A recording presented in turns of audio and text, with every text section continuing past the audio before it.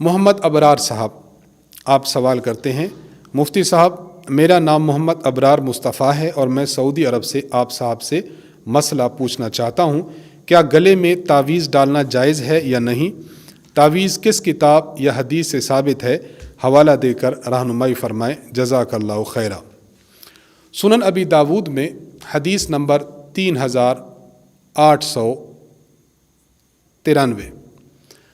حدیث مبارک میں ہے کہ جناب رسول اللہ صلی اللہ علیہ وسلم اپنے صحابہ کرام رضی اللہ عنہم کو ڈر اور خوف سے بچنے کے لیے ایک دعا ارشاد فرمایا کرتے تھے کہ آپ اس دعا پڑھنے کا اہتمام فرمائیں۔ دعا کے الفاظ یہ ہیں، اعوذ بکلمات اللہ التامہ من غضبہ وشر عبادہ ومن حمزات الشیاطین وان یحضرون۔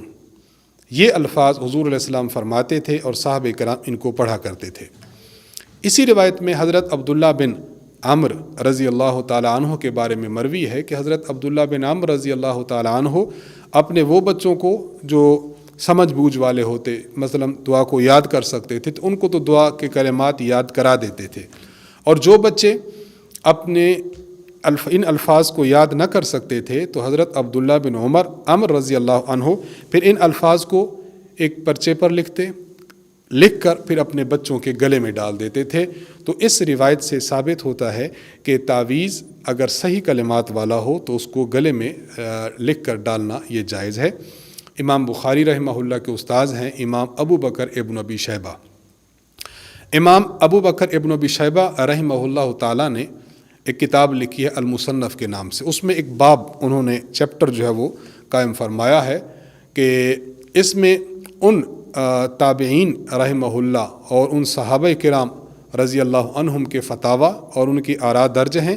کہ جو گلے میں تعویذ لٹکانے کو جائز قرار دیتے ہیں،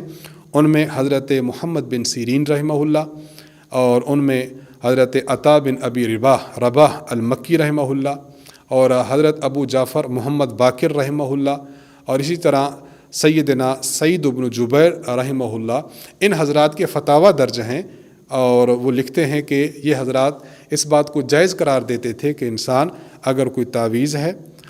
لکھ کر صحیح کلمات ہوں قرآن و سنت سے ہوں تو ان کو گلے میں لٹکانا چاہے تو لٹکا سکتا ہے۔ تو بہرحال ان 2-3 حوالہ جات سے بات ثابت ہوتی ہے کہ اگر صحیح المعنی کلمات ہوں، قرآن کریم کی دعائیں ہوں، احادیث مبارکہ کی دعائیں ہوں، یا اس کے علاوہ اور کوئی کلمات ہوں جن کا معنی صحیح ہو، شرک والا نہ ہو، اور انہیں کسی کاغذ پر لکھا جائے اور گلے میں لٹکا دیا جائے تو اس کی گنجائش ہے، یہ جائز ہے۔